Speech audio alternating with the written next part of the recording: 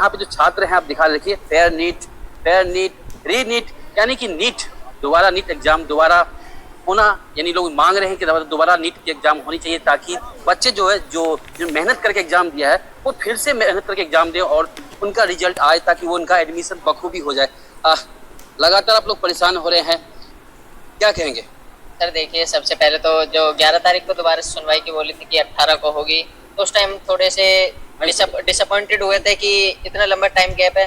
But आज हमें थोड़ी सी शांति मिली है इस चीज़ से कि जो सीजे सर हैं उन्होंने काफ़ी पॉइंट्स को रखा और अभी भी काफ़ी पॉइंट्स रह गए हैं जो कि मंडे को देखे जाएंगे। उन्होंने कहा था कि अगली हियरिंग मंडे को होगी और कोशिश करेंगे 12 बजे तक कंक्लूड कर ले।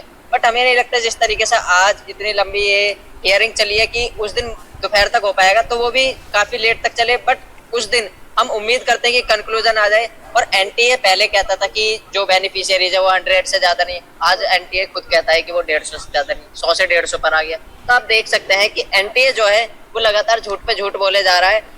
और उसने कहा 9-10 तारीख को जब रजिस्ट्रेशन विंडो दोबारा से ओपन हुई थी तो उसमें 15,000 स्टूडेंट्स का नाम लिया गया, बट वो डाटा 24,246 है जो कि हमने खुद वेरीफाई कराने की कोशिश करी है।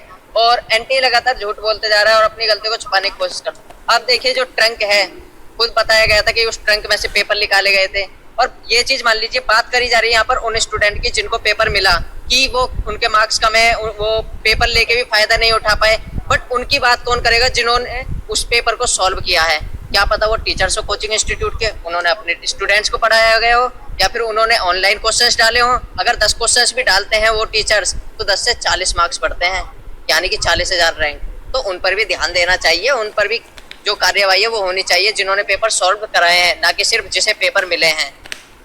क्या लगता है कि आपको कोर्ट की तरफ से जो आपकी मांग है लगातार रीनीट का, वो कहीं ना कहीं उसका रास्ता बनता हुआ दिख रहा है? हाँ सर, ऐसा लगता है और हम उम्मीद करते हैं सीजे सर से और सुप्रीम कोर्ट से कि जो 22 तारीख को अगली सुनवाई होनी है उसमें हमें रीनेट का फैसला मिले, जिससे कि हम इतने टाइम से जो मेंटल प्रेशर पड़ रहा है हम पर कि हम पढ़ें या ना पढ़ें, कि हम यहाँ पर गर्मी में भी आते हैं अपने हक के लड़ने के लिए, और अगर हमें रीनेट का फैसला में हम आराम से पढ़ेंगे। और हम ये कहते हैं कि अगर हमारे मार्क्स 629 हैं, 657 है जिस स्टूडेंट के, वो दोबारा उतने मार्क्स लाने की हिम्मत करेगा, क्योंकि उसे पता है कि उसने क्या पढ़ा है। कोई भी बच्चा भूलता नहीं है। हम बेशक है हमने जितना पढ़ा है हम भूले नहीं है, बस एक बार रिवाइज करने की देरी है। रिवाइज हम करके रहेंगे और अच्छे मार्क्स लाएंगे। तो रिवाइज करने की देरी है नहीं, कोर्ट के जो आदेश अगले बार जो चर्चा होगी कोर्ट में उसको लेके स्टूडेंट तो काफी एक्टिव है, उन्होंने कहा कि रीनेट हो, हम